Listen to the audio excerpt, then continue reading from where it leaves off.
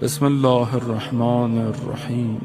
انسان کو پروردگار نے تخلیق کیا ہے اور اس کو ایک ہدف اور ایک مقصد کے لیے خلق کیا ہے، اور اگر یہ انسان اس مقصد یا ہدف کی طرف نہ بڑھے تو یقیناً خداوند متعال کی ذات میں کوئی فرق نہیں پڑے گا، نہ اس کے نظام میں کوئی فرق پڑے گا، بلکہ انسان خود خسارے میں رہ جائے گا، انسان خود نقصان میں رہ جائے گا۔ اس لیے میں نے کل بہرحال مقدماتی گفتگو آپ کی خدمت میں عرض کی کہ پروردگار نے انسان کو زینت بخشنے کے لیے، اسے کامیابی کے لیے، اسے رشد اور کمال تک پہنچانے کے لیے اس نے اپنے ہادیوں کو بھیجا، اس نے ایک نظام جو ہے وہ دیا۔ یہ نظام مجموعہ ہے کئی چیزوں کا، یہ نظام صرف ایک چیز نہیں ہے کہ مطلب صرف آپ ایک کام کریں اور آپ بولیں کہ میں خدا کو مانتا ہوں یا دیندار ہوں، نہیں، پورا پیکیج ہے۔ یہ پورا اس طرح کا پیکیج ہے جیسے اس میں آپ کو ڈیٹا بھی فری ملے گا، کال بھی ملیں گی، ایس ایم ایس بھی ہے، تو یہ پورا پیکیج ہے۔ یہاں پر اس صحیح پیکیج کو حاصل کرنے کے لیے جو چیز بہت امپورٹنٹ ہے وہ ولایت کو قبول کرنا ہے۔ اگر ولایت نہیں ہے تو پھر آپ کا سسٹم جتنا بھی ماڈرن ہو اس میں وائرس آئے گا،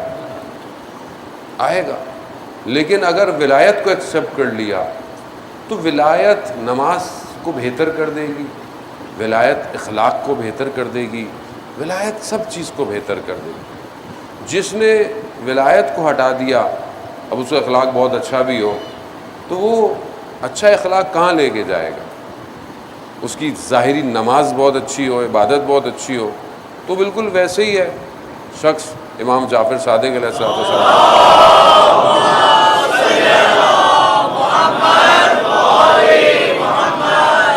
امام کی خدمت میں حج پہ ہیں، لوگ کعبہ کا طواف کر رہے ہیں، شخص نے امام سے کہا مولا کتنی رونق ہے، کتنے لوگ ہیں ماشاءاللہ۔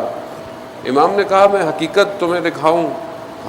امام نے اپنی 2 انگلیوں کے درمیان میں کہا اس میں دیکھو، تو کچھ لوگ تھے جو حج کر رہے تھے، باقی تو کچھ اور تھا جو گھوم رہا ہے۔ اس کا مطلب کیا؟ اس کا مطلب ہے کہ کوئی ایک چیز ایسی اساسی بنیادی کہ جس کا بیس ہونا امپورٹنٹ ہے۔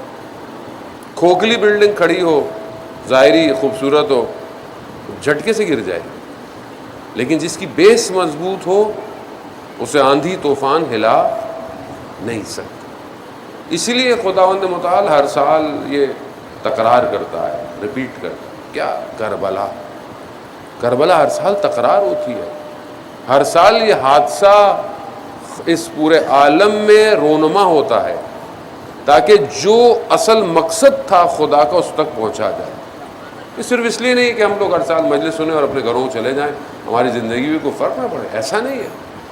وہ استغاثہ جو امام حسین علیہ السلام نے روز عاشورہ بلند کیا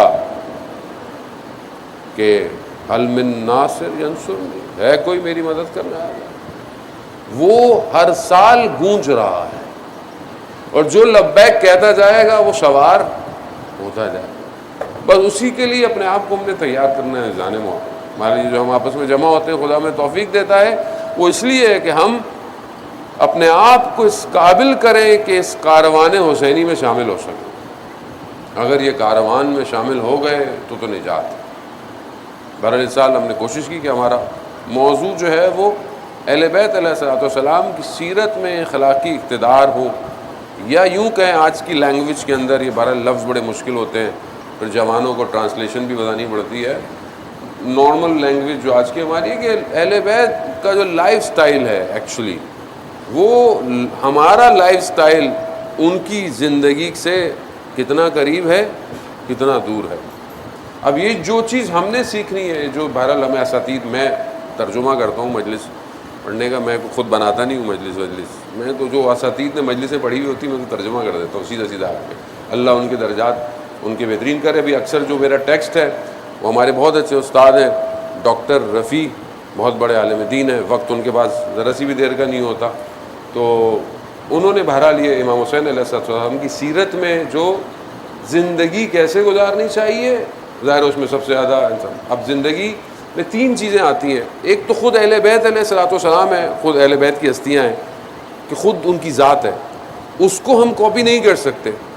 مثلا ان کے پاس علم غیب ہے، وہ خود امام ہیں، ان کے پاس علم لدنی ہے، ان کے پاس ولایت تکوینی ہے. خوب ظاہر ہے وہ ہم نہیں کر سکتے، وہ ہم اس تک نہیں پہنچ سکتے. ہاں اگر کسی پر وہ کوئی نظر ڈال دے تو وہ پھر کہیں نہ کہیں تھوڑا سا پہنچ جاتا ہے. مثلا میسر ابن تمار جو کہ 22 ذی الحجہ کو جن کا روز شہادت تھا، وہ جیسے وہ جب زندان میں تھے تو انہوں نے مختار کو دیکھا تو انہوں نے کہا کہ میں شہید کر دیا جاؤں گا، ایسے ایسے ایسے ایسے، اور تم جو ہو صاحب اقتدار آؤ گے اور تم ایسے ایسے ایسے کرو گے. خوب یہ کیسے بتا دیا؟ کیونکہ اہل بیت تھوڑی سی جھلک، تھوڑی سی نگاہ میسم کے اوپر ڈالی ہوئی تھی.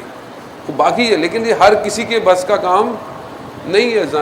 آیت اللہ قاضی طباطبائی رضوان اللہ تعالیٰ علیہ کہ خدا ان کے درجات کو بلند فرمائے، ان کے شاگرد نے ان سے پوچھا، ہاشم حداد نے، کہ کیا آپ کی امام زمانہ سے ملاقات ہوئی ہے؟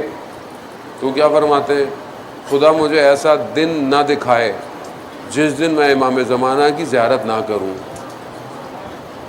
خوب اب کسی پر ان کی اپنی تجلیاں ہیں تو وہ ایسا ہو جاتا ہے، لیکن عام جو ہم لوگ ہیں، آپ مجھ سے بہتر ہیں، ہم شاید ہر چیز کو حاصل اس کو نہیں کر سکتے. دوسری چیز، وہ جس دور میں زندہ تھے، ان کا گھر کیسا تھا، وہ کھانا کس میں کھاتے تھے، پانی پیتے. خوب یہ بھی ایک ظاہر ہے لائف ہے، زندگی ہے.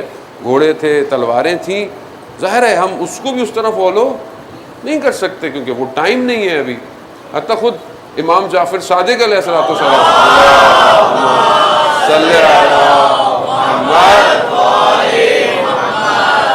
خود امام جو ہیں وہ خود اپنے جد کو مولا کائنات جیسے نہیں تھے. مطلب اس طرح جو لباس امام علی کے دور میں پہنا جاتا تھا، وصل یعنی جوڑ جوڑ کے کپڑے بنائے جاتے تھے، چھٹے امام کے دور میں ویسا لباس نہیں تھا. یعنی ہر چیز فرق تھی. تو وہ کون سی چیز ہے جسے ہم نے فالو کرنا ہے؟ وہ اصول ہیں، وہ رولز ہیں، وہ ساری چیزیں کہ جو ان کی زندگی میں تھیں وہ ہر دور کے اندر ہیں، اس کو فالو کرنا. اور جس میں سے سب سے زیادہ امپورٹنٹ ہمارا اخلاق ہے کہ ہم آیا سچے ہیں، ہم آیا امانت دار ہیں، ہم جو ہے وہ کسی کے ساتھ خیانت تو نہیں کرتے.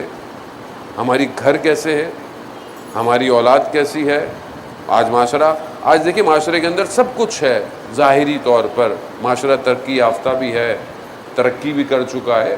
وہ جنرل آپ پوری دنیا کو دیکھیں، انسان مارس پہ جانے کی باتیں کر رہا ہے، ٹھیک ہے. الیکٹرانک گاڑیاں اب تو یہاں پہ بھی آ گئی ہیں، لیکن وہ الگ بات ہے. پانی اتنا زیادہ ہے، وہ الیکٹرانک گاڑیاں چلے گا تو، لیکن یہ کہ انسان ترقی کر چکا ہے. ظاہری طور پر آپ گھر دیکھیں، ساری چیزیں دیکھیں، انسان ڈیجیٹل ہو گیا ہے. میں ایک بہرحال کہیں سے گزر رہا تھا، یہاں تو نہیں کوئی اور ملک تھا، سڑک پہ بیگرز بیٹھے ہوئے تھے جو مانگتے ہیں کھڑے کھڑے ہوئے گاڑیوں سے. میں نے دیکھا کہ اس کے ہاتھ میں اتنا بڑا اسمارٹ فون ہے. میں نے یہ نہ ہو کہ تھوڑا بہت اپلیکیشن لا کے بول دے کہ مولانا اس میں آن لائن ٹرانسفر کر دیں آپ.